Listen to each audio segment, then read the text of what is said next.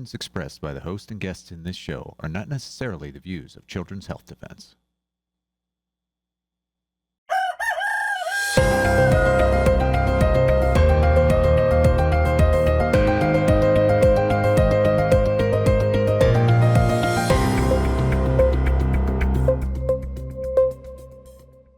Good morning, CHD. It is Sunday, July the 19th, 2026. Welcome to This Week with Mary Holland, President of Children's Health Defense, and myself, Polly Tommey. Let's start with the defender with Brenda Belletti. Judge revokes bail for mother charged with murdering twins who died 8 days after vaccines. Mary, what do you have to say about that? Polly, this was a surprise.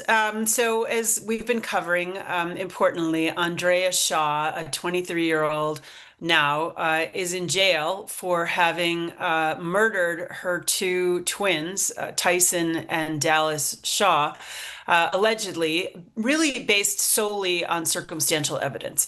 And initially, the judge had offered her a $2 million bail, which is essentially inaccessible to this young family in rural Idaho.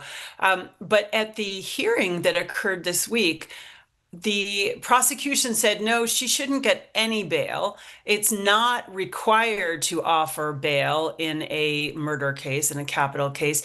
And the judge decided on the spot at the bail hearing to revoke the offer of $2 million bail. There'd been a motion by Andrea Shaw's defense counsel, Joe Filicetti, to reduce her bail to $100,000, which in and of itself would be a very high burden.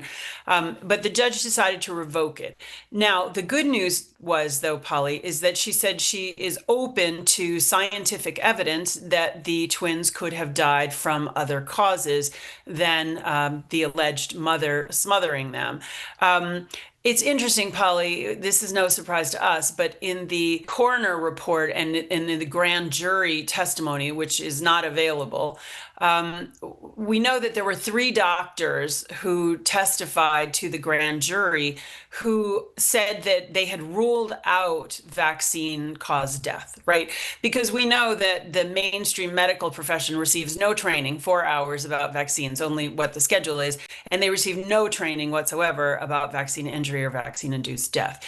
We know that in the vaccine injury compensation program, there are hundreds of cases of vaccine-induced death, many of which have actually been compensated. So the story goes on, but you know, the only case so far that the prosecution has is circumstantial. The children were dead. She was the only person home. So ergo, of course, she killed them.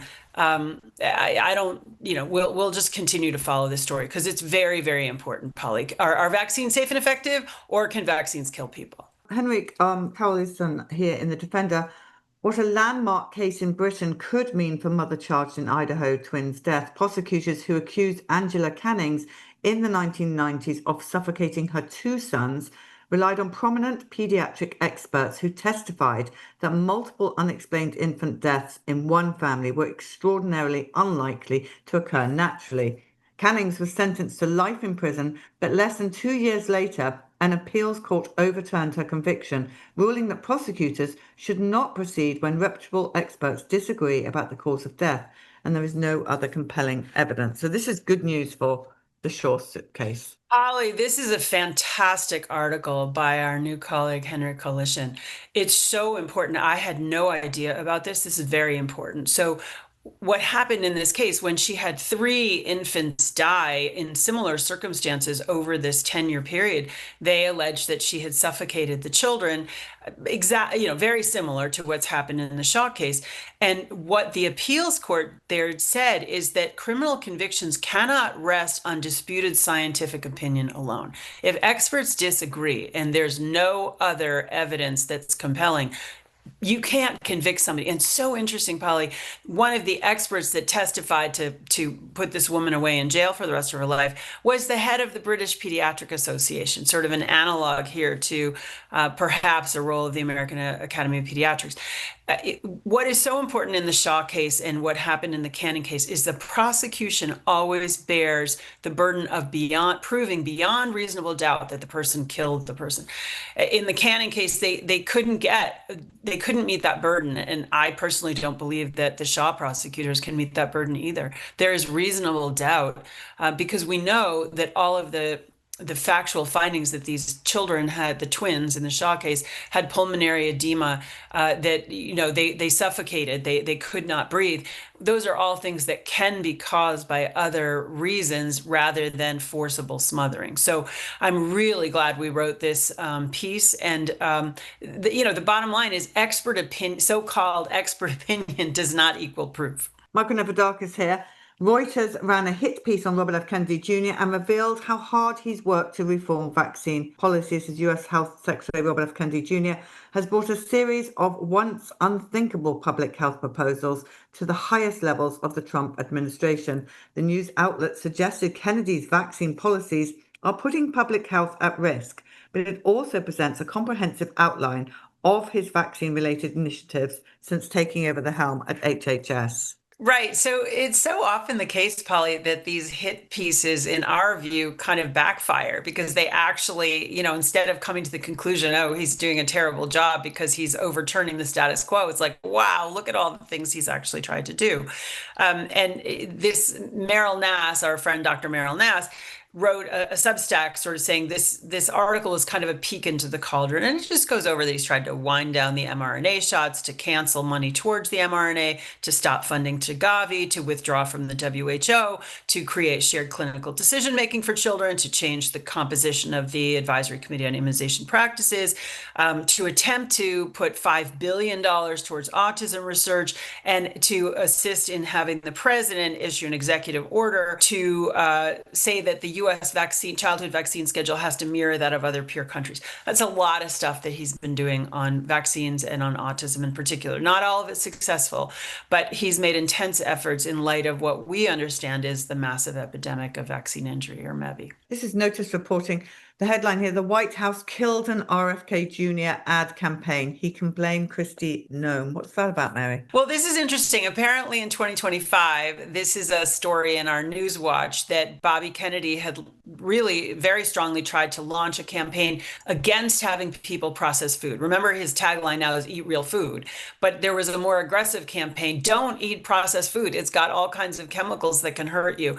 But because the ad campaign that had been done by Homeland Security leader Kristi Noem had been pretty unsuccessful, it created a lot of controversy. There was an ad of her on a horse. It seemed very kind of narcissistic. The president was squashed that, of like, no, we're not going to do that. It's too controversial. But again, it just shows as Bobby Kennedy has been working hard to try to do things that genuinely advance people's health and make America healthy again. Breitbart reporting: Republican Representative Paul Goza requests HHS and NIH close down Fauci's Rocky Mountain lab. Well, this is good news, Polly. This is very good news that Representative Gosar, who we are very happy has brought a bill called End the Vaccine Carve-Out, so that people don't have to go just to the compensation program, they go to civil court. He is asking to shut down this Fauci or originated NIAID Rocky Mountain lab.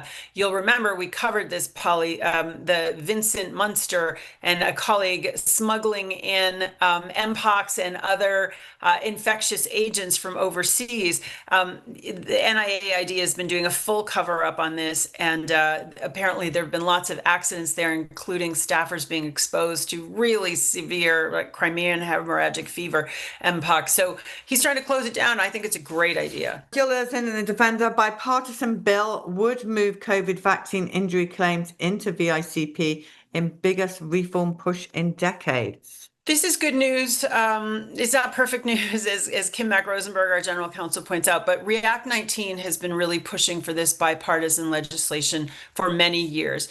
Polly, the people in the who've been COVID vaccine injured have been absolutely left out to dry, and many have died, and they have no hope.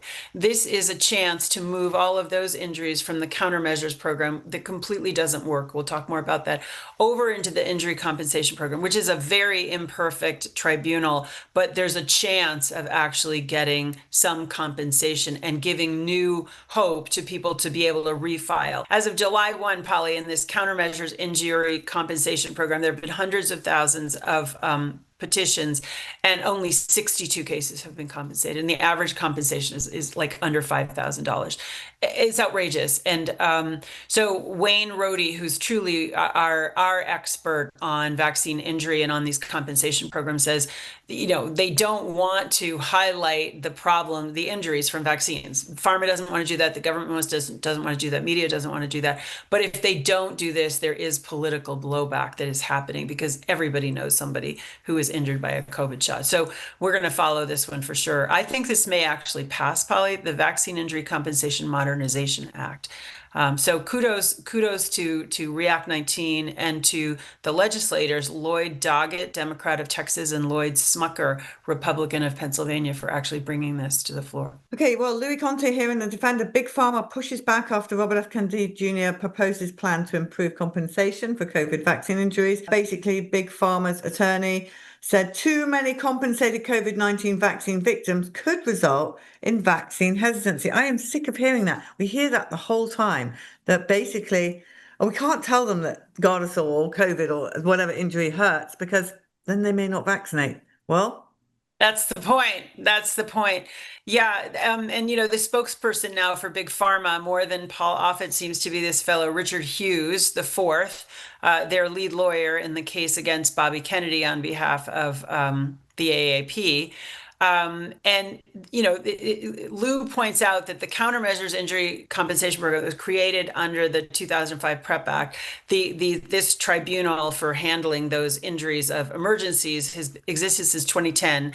There have been 14,000 plus claims. Only 92 have been compensated overall, under 1%. This is outrageous. And the article closes by really praising Senator Johnson and Bobby Kennedy for trying to tell the truth about vaccines, and couldn't say that couldn't be more true. All right. Okay. Well, Josh Middledorf here in the Defender. Robert F. Kennedy Jr.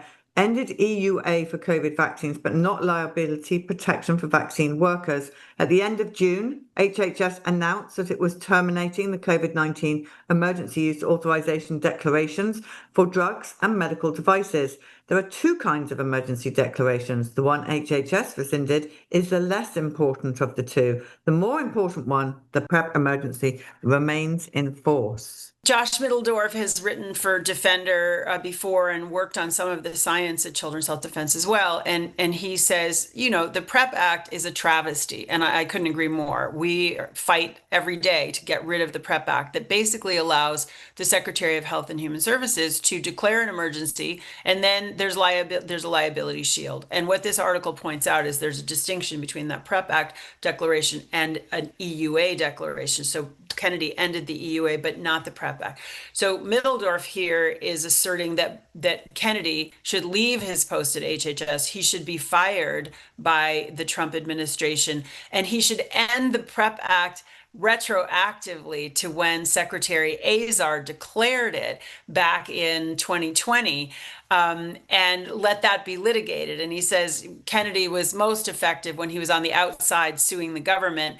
And he thanks Debbie Lerman and Meryl Nass for assistance in his analysis here. I think it's a provocative argument, and I'm really glad we published it. I think that there is still this liability coverage for all the hospital protocols, Polly. And Middledorf says, I thought that when Bobby Kennedy took office, he would end that PrEP Act declaration on day one, and he didn't. And it's certainly, all of us would love to see that declaration ended. So I thought it was a really interesting thought piece, and I'm glad that we published it. Yeah, and talking about hospital protocols, seeing Senator Ron Johnson really going out on social media saying he's horrified by what he's receiving. So I'm so pleased at long last we're getting this At addressed. long last, and he's complimented us not only on our film Duty to Disobey about what happened, but also about Vax 3 authorized to kill. We still have not had accountability served, Polly. We have still not had the reckoning that must happen over COVID, or it will happen again. It's really that simple. Well, Brenda Belletti here. COVID vaccine in early pregnancy led to higher rates of two birth defects. A new study from Iran found that two rare birth defects, atrioventricular septal defects and cleft palate, occurred more often in infants whose mothers received an aluminum containing COVID-19 vaccine during the first 12 weeks of pregnancy, compared with mothers who received the vaccine later or not at all. More information coming out on the dangers of these ghastly things. So what's interesting here, Polly, this is a study out of Iran. There's about 300 mothers in one group, 200 odd in the other. They didn't take mRNA shots. These are about aluminum containing shots, the Chinese version Sinopharm and the Indian version Covaxin. And the women who took the aluminum containing COVID shots compared to those who didn't take those or didn't take vaccines at all, their babies were much more likely to have congenital heart defects. That's the AVSD, or cleft palate. Just telling us again, aluminum to fetuses is a terrible, terrible idea. Injecting aluminum is generally speaking a terrible idea. And yet it's in so many of these shots. It's in so much that's given to not only infants, but to the elderly. It's just more evidence, like, don't inject poison. Michael Nevadakis, better late than not at all. Germany ends COVID vaccine recommendations for healthy people. So routine COVID-19 vaccination is no longer necessary for healthy adults. I hate that in a way. I love it, but I hate it because it means that what's an unhealthy adult in this way? Polly, it's eugenics. It's still just for people now in Germany for over 75, right? Get rid of the old people who are no longer productive in the economy. I mean, or give it to the people who are already ill. But interestingly, Helmut Sturz, whose book Vaccine Mafia we will be coming out with in English, says that this is really a political charade in Germany. This is really a charade brought by their CDC equivalent, the Robert Koch Institute. And this is a response to the fact that nobody's taking the COVID shots. This is a response to vaccine hesitancy. So interesting. The same, the COVID protocols were all over the world. The fallout is all over the world. The pushback is all over the world. I'm so glad that we cover this, Polly, because it's not a phenomenon just in the United States. This was a global operation. Henry Carlson again in the Defender. Lawmakers urged CDC to track vitamin K shot refusals as more parents say no. In a letter sent to CDC Acting Director Jay Bhattacharya, Kim Schreier, a pediatrician, and Senator Angela also Brooks urged the agency to establish surveillance for vitamin K shot refusals. Cases of vitamin K or vitamin K deficiency bleeding and related infant deaths. The request follows a ProPublica investigation that raised concerns about increasing refusal rates and gaps in public health monitoring. And just to say, our Carl Jablowski covered this brilliantly on Wednesday. Great. And this references an interview you did with Dr. Suzanne Humphreys. So this is interesting, Polly. As Suzanne Humphreys broke it down, Dr. Suzanne Humphreys broke it down, pre these vitamin K shots, the deaths that occurred to any children from a vitamin K deficiency bleeding was under 1 in 100,000. So that tells us right up front, this is a moneymaker, right? This is not about preventing deaths or injuries in children. Primarily 1 in 100,000 is genuinely rare. This is about a kind of an intervention at birth. And so this is based on a ProPublica investigation. Candidly, I haven't read that. I want to go back and read that. But both of the vitamin K shots available in the United States right now, Hospira and phytonadione. One, the Hospira has a black box warning, Polly. The other one contains polysorbate 80. Why in the world would it make sense to be injecting babies with these toxic chemicals? It just makes no sense. So I actually think this may lead to results that probably the people who are asking for this are not the results they want, which is that babies shouldn't be getting these vitamin K shots. Maybe there's a different one. I don't know. Maybe there's some other preparation to avoid bleeding among babies, but these are not they. Right. Okay, Mike and Avadakis, 6 children in one town develop rare cancer. After teen dies, family demand answers about routine use of pesticides. In March, 17-year-old Brody Mattison died of Ewing sarcoma, a rare cancer he was diagnosed with just before his 16th birthday. Brody is one of 6 children in the area diagnosed with the same type of cancer, and the community is now asking for an investigation into the routine pesticide spraying in town. That's Oh, sad. this is so tragic. This is a small town in California, 26,000 people. They don't know for sure that this is the pesticides, but it certainly seems plausible, if not likely. So this pesticide that they're using there, glufosinate, has been banned in the United Kingdom, banned in the European Union, and according to scientist Stephanie Seneff, whom we respect tremendously, glufosinate is 166 times more toxic than glyphosate. So the town is now looking into organic pesticides, but what a tragedy. Why do we do this? Why do we use things and then make the public prove that they're deadly to 17-year-old children? It's insane, Polly. There are many things we love about the United States, but sort of the unbridled capitalism that brings in toxic products is a big problem. Florida subpoenas General Mills over very harmful flour ingredients banned in several countries. It's an investigation into potassium bromate, a flour additive linked in animal studies to cancer and other health concerns. It is likely still in the food that you at home eat. Oh my gosh, I mean, it's everywhere, Mary. Oh, it's everywhere. So this is being used in Pillsbury products. It's different types of flours, and so flour for food. And so great that the Attorney General is suing, subpoenaing information from General Mills and Pillsbury. What did they know? When did they know it? But why do we do this? Why do we allow? And Kennedy has been talking about this. We in the United States offer thousands of chemicals that are untested or known to be dangerous that are banned in other countries. It just tells us we have to be so careful about where we live, the food supply that we eat, the water we drink, because we really have huge toxic exposures. Okay, this is Investigate Midwest. It's a survey. Rural America is more concerned about data centers than people who live in cities or suburbia, according to a survey released June 26 by researchers at the University of Illinois and Purdue University. Data center construction is shifting towards rural America. At the same time, rural residents report greater concern than urban and suburban Americans about what these projects could mean for their electricity costs and farmland use, not to mention a lot of other things. Right, noise, sound, light pollution, all of those things, electromagnetic radiation. It's interesting, Polly. It sounds from this article as if the powers that be are moving data centers from around cities where there can be much more organized political opposition to rural counties, where it's much harder to mobilize a big group of people to really oppose them. So they're putting them in places where it's easier for them to get done, but people appropriately are very concerned about it. These data centers are very concerning because they're really using so much energy. So they're obviously not about, preventing climate change and use of energy. They really are about increasing the control grid and the surveillance of everyday life and use of AI.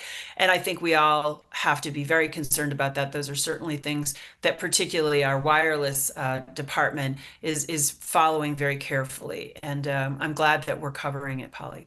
Yeah, well, we've been covering it on Thursday with Financial Rebellion for some time now, and For good reason. All right, let's talk about Tylenol. 500 Tylenol autism lawsuits get new life after ruling by Federal Appeals Court. Federal Appeals Court said a lower court must allow 3 expert witnesses to testify in a multi-district litigation alleging Tylenol maker Kenvue concealed risks linked to prenatal acetaminophen exposure. Polly, this is exciting. This actually goes right back to our first story about the Shaw litigation, the criminal prosecution, and the Canning case. So, what happened here is the Southern District of New York, Federal District Court, where I actually clerked a million years ago, the judge there had said, no, we're not going to let in this testimony about Tylenol potentially causing autism because we think that this is unreliable testimony. So, the judge wouldn't let that testimony into the record.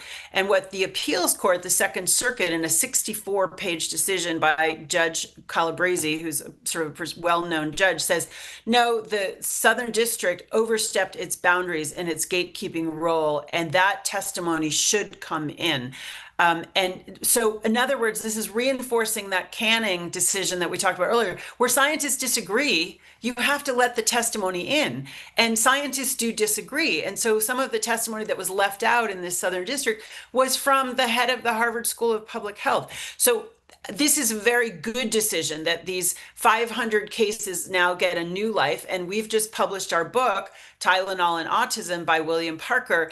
I think this issue, Polly, is very significant and is leading us towards, of course, other potential causes of autism, including vaccination. All right, Michael Nevadakis in The Defender. Could exposure to mold play a role in autism? More research is needed, experts say. They highlight the importance of raising awareness among parents and pregnant women about the dangers of mold exposure in living environments and food. This is a big subject, and we've had a lot of stories on not just autism, just injury, severe injury.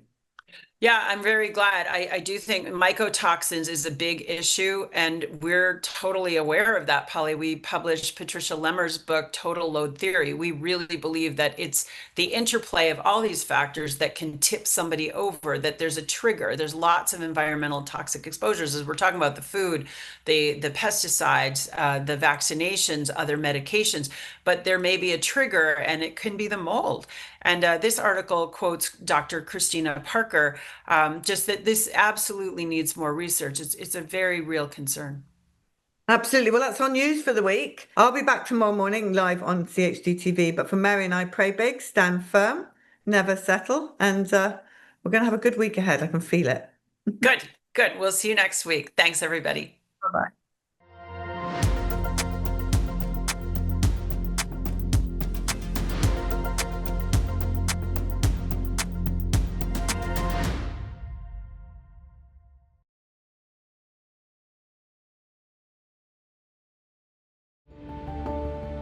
Why all of this manipulation of the climate? What is it doing? You say that there are at least 4 countries that are doing this: the US, Russia, China, and Israel. Give us a little bit of the sense of the history of this and why they say it exists, why they shroud that it exists, etc. Every member of the United Nations is involved. There's plenty of evidence to that I found in the historical weather modification research, because, you know, it has cross-border ramifications, as Absolutely. they say. Yeah. It has effects upon other countries, other sovereign countries. These are weapons of war that are just being used casually all the time. So why are they being used all the time? This is what I call World War III. We're in the middle of World War III, and it's been going on for a long time. That's why we're hearing so much garbage in the media, so many lies. I mean, you know very well what they did during COVID, right? This is an op. This is a battle that has happened during World War III. It's not a battle that's taking place on a traditional battlefield. It's the battlefield is everywhere. You know, it's a battlefield for the hearts and minds. And in fact, you know, I think that, you know, I don't know how religious your crowd is, or your audience is, or the audience that's going to watch this is, but really what I believe is happening is that Satan is trying to gather souls for his side, to make you believe a bunch of lies, and to die believing those lies, and therefore your soul goes straight to him. Mm-hmm. But I think that the official narrative, Peter, correct me if I'm wrong, is that this is being, to the extent that it's being explained to the public, that there is this geoengineering, this solar radiation management or manipulation, it's for the purpose of stopping climate change. Is that right? It's for the purpose of allegedly stopping the heat that is coming through from the sun that is causing drought everywhere. Isn't that essentially the official narrative? Yeah, that's the official narrative. Of course, it makes no sense. Because what's really going on is that these programs are causing climate change. This is the wrecking ball that they are unleashing upon us. They are causing the problem and then offering solutions. Right. Right. Problem, reaction, solution, right? I guess that's the Exactly. It was typified in John von Neumann's 1955 piece, Can We Survive Technology? Mhm. What an apropos title. Yeah. That title has just been resounding in my mind recently. Can we survive technology? They knew exactly what they were doing. Can you survive hundreds of aircraft specifically designed to dump tens of thousands of megatons of toxic waste over you every single year? How long can you endure that? How long can the environment endure that? Well, I see so many forests full of dead trees. I think we're past that point. So, correct me if I'm wrong, but I believe your contention in the book is that the toxic material that's being sprayed, aluminum, strontium, barium, is really coal fly ash. Is that right? That this toxic waste product that they're repurposing to spray around in the air? Yes, and this is why we keep on seeing aluminum, barium, strontium, and many other things in the environmental samples, because these are constituents of coal fly ash. As you know, I have a periodic table in my book showing you all the constituents of coal fly ash, and one of the main constituents is aluminum. And it is correct, as Dana's been saying, that there are synergistic toxicities between these elements, as they are in the coal fly ash as it's sprayed out, and that these things become bioavailable. The aluminum in particular is something that is known to become bioavailable high aluminum is extremely bad for you, extremely toxic. In the normal environment, yeah, there's a lot of aluminum in soil, but that's locked up with other elements and it's not bioavailable. Yeah. But when it's free aluminum, such as we are being sprayed with, Dr. Herndon has come out with papers on this as well. Dr. Marvin Herndon, world famous PhD scientist, has peer-reviewed journal articles talking about the free aluminum that we're being exposed to from chemtrails, from the spray that they're spraying us with, which is coal fly ash, the smoke that rises from burning coal. It's a toxic waste byproduct of the coal-fired power plant industry. So there's some industry that's gathering up this coal fly ash and then repackaging it and putting it into planes. Is that correct? Halliburton does that domestically. Okay. And the EPA regulates coal fly ash. But have you heard Lee Zeldin saying anything about coal fly ash? Or at least, maybe he said something about coal fly ash, but not in the context of it being sprayed out of planes. He should follow that thread, but he's not going to. I guarantee you he's not going to.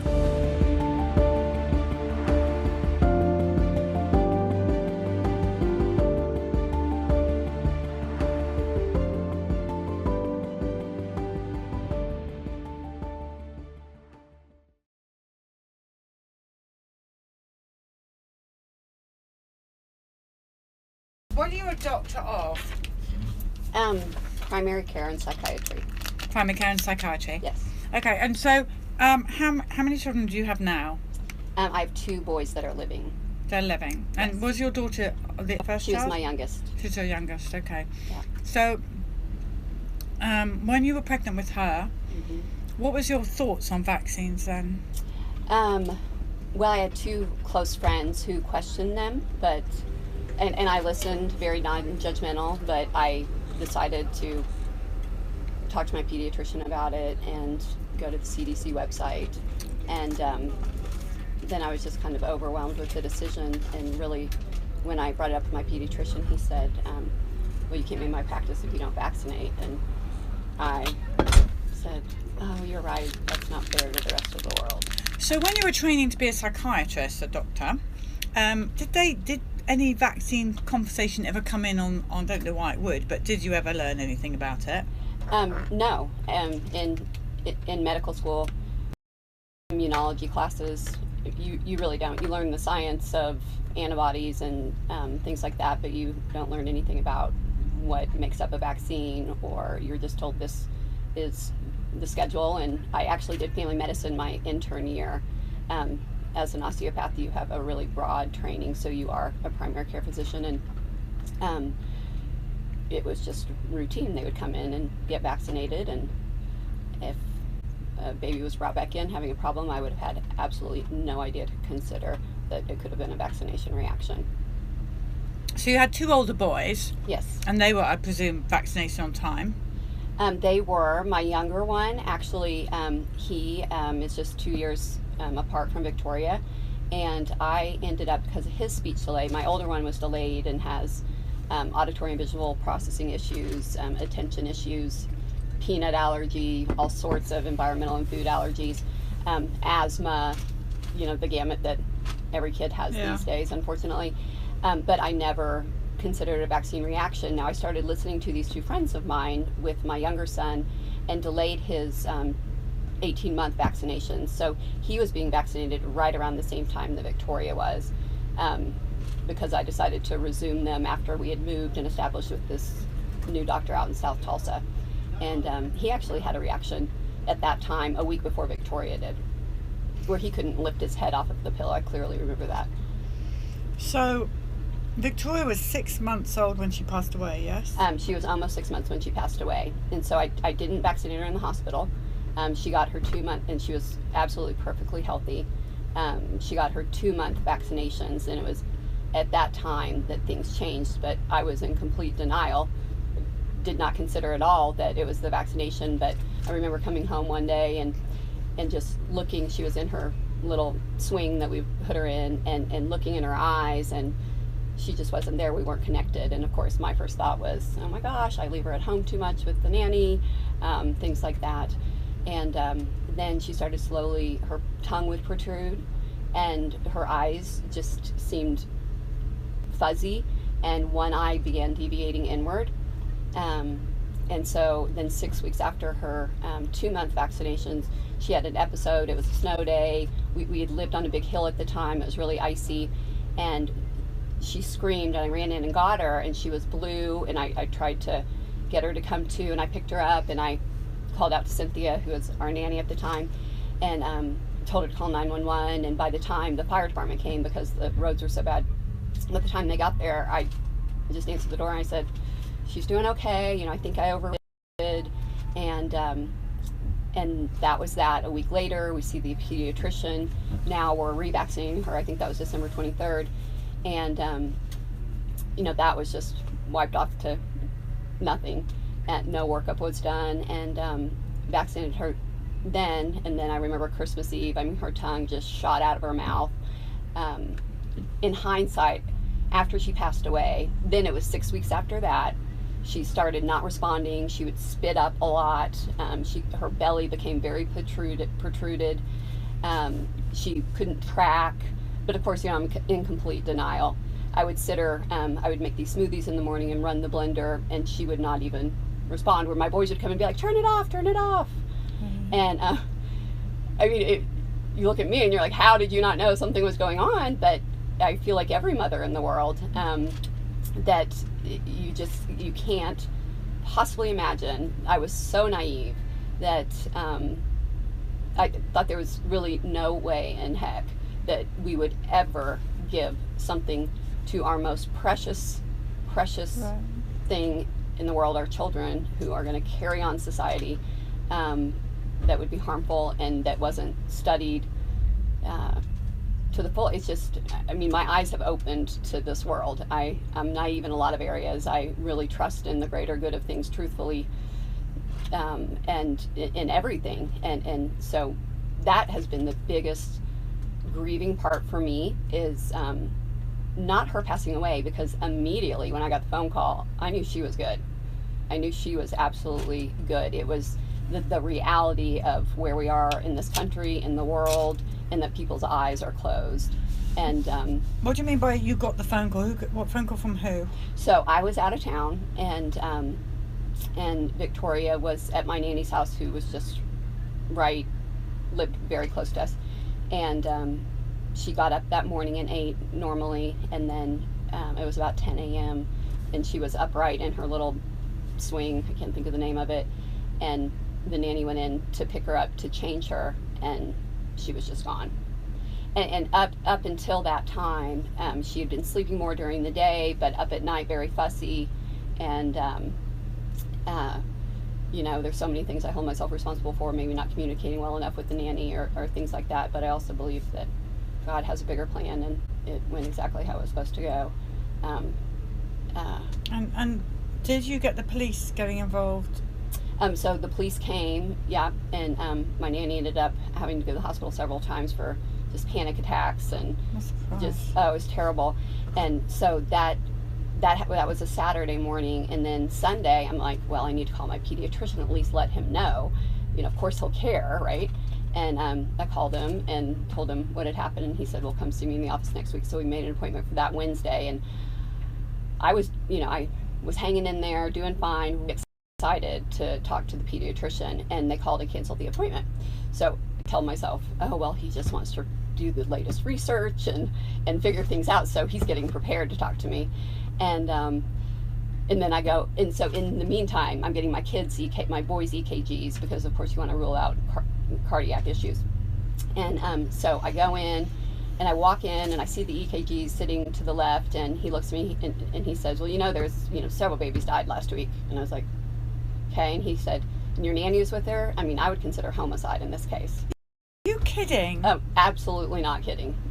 This is when the world changed for me.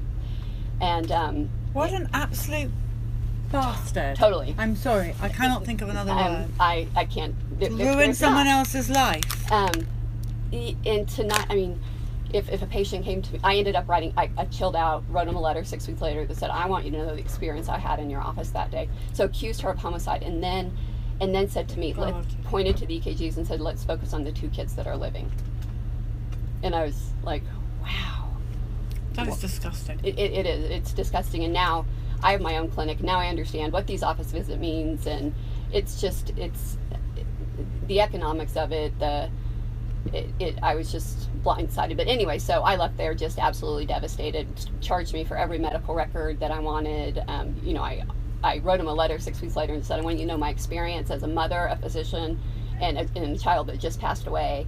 And you know, I had no intention of ever holding you responsible. I needed compassion. I needed to sit and talk to somebody. I mean, I would have, at least from a patient of mine, I mean, that would have eaten me up, and I would have done the research, which I do, and at least come up with something to anything except that. And so that was huge and disgusting. I mean, truly, but it's the way it is today, and it makes me sad. I remember being at a conference where Dr. McCullough was tearful because he learned after vaccinating so many babies that the truth. And I mean, just it's really sad, and I don't have a bad view of all pediatricians or all physicians who support vaccination. It's the fact that they haven't done the research, because their views would change so quickly. If they really saw the science and understood how a cell works and what these toxic metals do and the immune reaction that takes place. I mean, it's just so obvious, and the science is there, and I'm happy to explain it to them. But I definitely, so then I go on my journey of, the medical examiner was awesome. He was awesome. He talked me through it. You know, there was, you know, everyone in the family has different reactions. Oh, she choked on her bottle, she did this, and the medical examiner was like, that is absolutely not the case. Walked through it. You know, I start going, well, did you do this test? Did you do this test? Oh, no, you know, we can't do good brain studies. We don't have the equipment to do that. Did you do a muscle biopsy, you know, to look for aluminum? And oh my gosh, no, you can't do that. And but he was great. He at least walked me through it. And so once, you know, they rule out, did mom poison the baby? You know, did the baby get something through breast milk? Was there, you know, a vascular hemorrhage? Was there a big obstructing mass? They don't look at anything that's cellular and toxic. That is really what's going on. And so I very quickly started just researching everything, and then all of a sudden I realized, oh my God, there's books written on this stuff. Like, this is well known. That was just shocking to me. It was crazy. And then, you know, by the grace of God, I got introduced from people who were really informed. Leslie Manukian, who did The Greater Good, and then she connected me with Barbara Lowe Fisher, and then, you know, I really got to understand what's going on, and I was so just like, oh my gosh, I've got to tell the world. I got to tell my community. I mean, I don't want to see other kids injured. It wasn't me not accepting that my daughter had passed away. I mean, she was and is in a better place, 100%. And there was more, she's accomplished more in her little lifetime than I have, certainly, and will ever, in that little 6 months she was alive. But so then, you know, I put together this fundraiser. You know, people, you know, I look back and I can see how, you know, silly that might look to others, but it was the right thing to do. And what was that?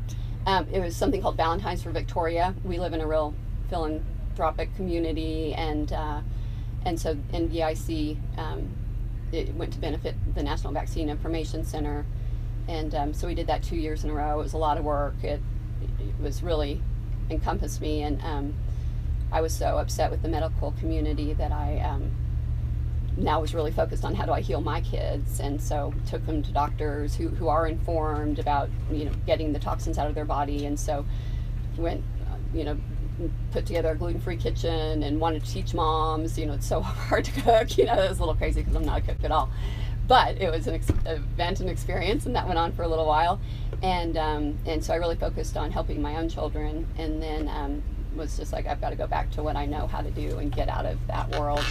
So I go back to practicing mainstream psychiatry, and I just start seeing child after child, adult after adult, that is just chronically ill. It's metabolic issues. It's not, I mean, now it's very clear chronic disease and psychiatric symptoms are just a symptom of chronic disease.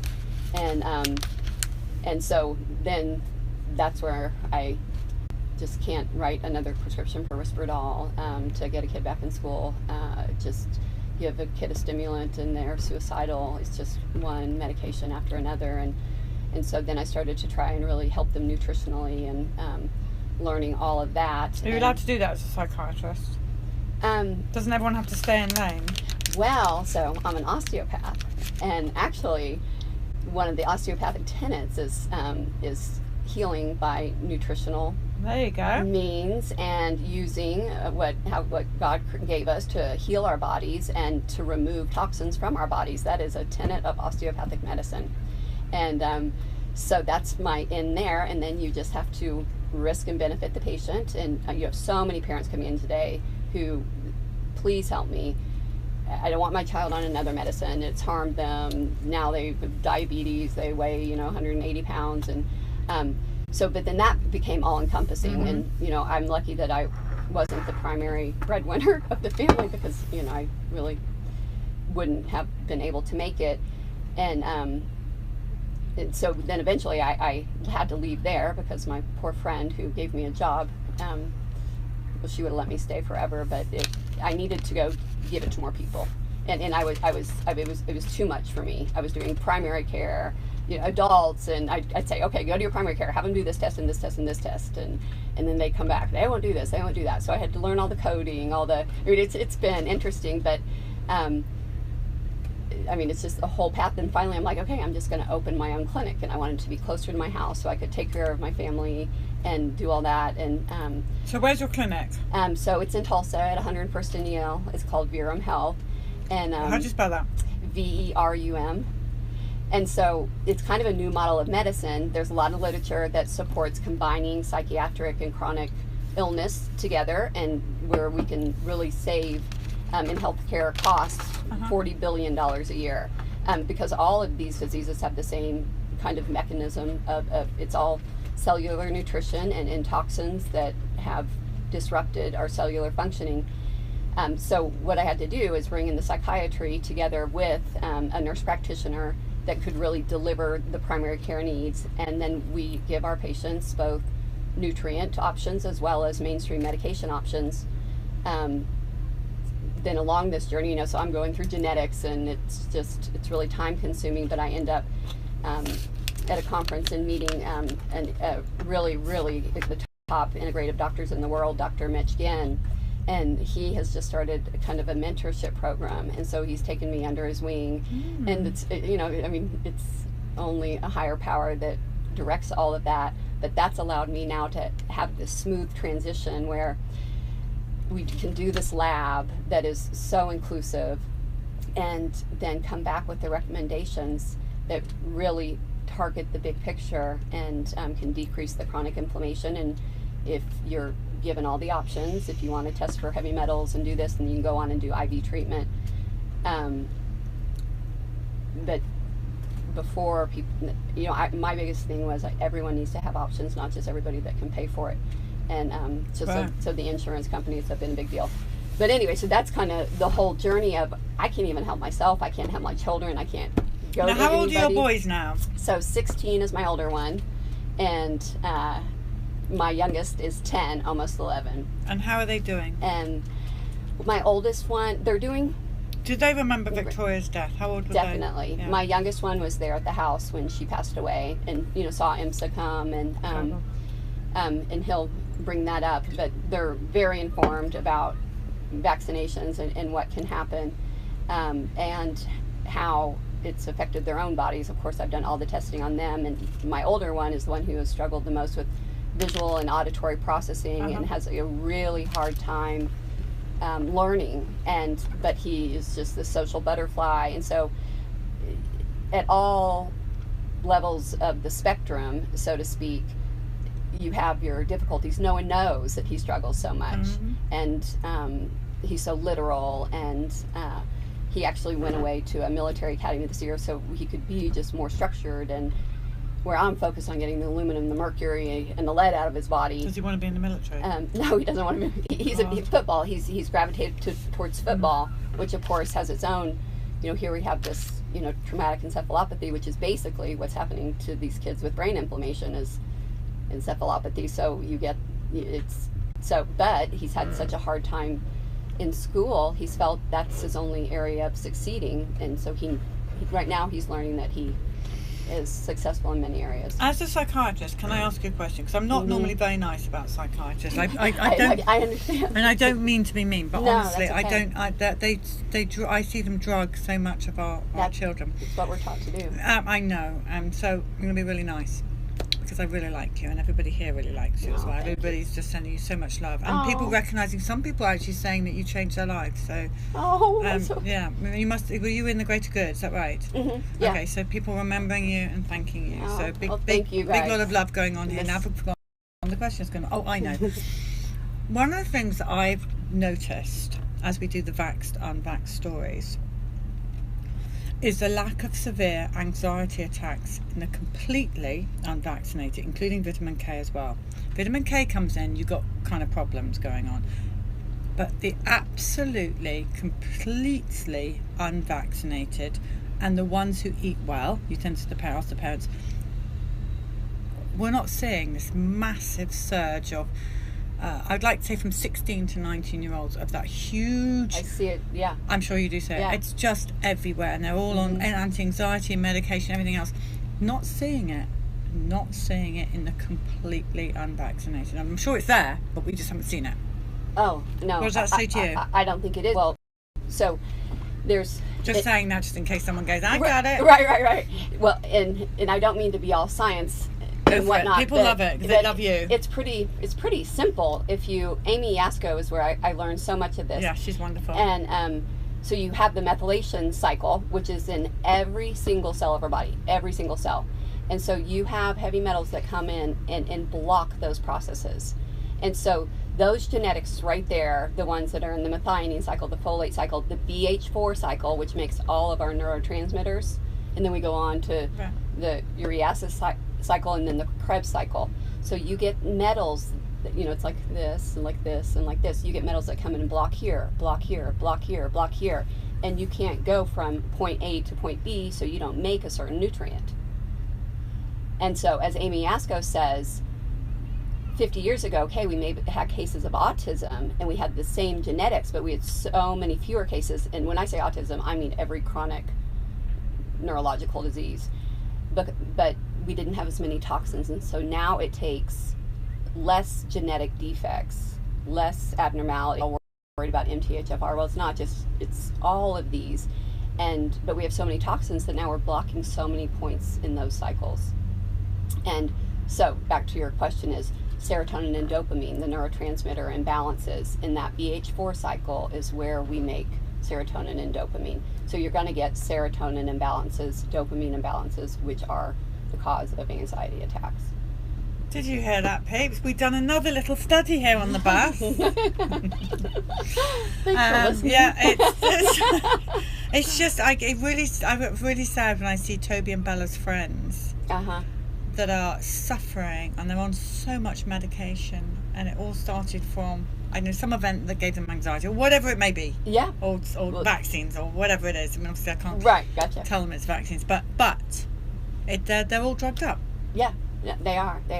And then if they want to go out and explore the other route, I mean, it's a commitment. And unless you understand the science, you can't understand, well, so I'm going to address this nutritionally, and it really is going to reverse some of this. And it truly can. It's just, it is a commitment, and it's what you want to do.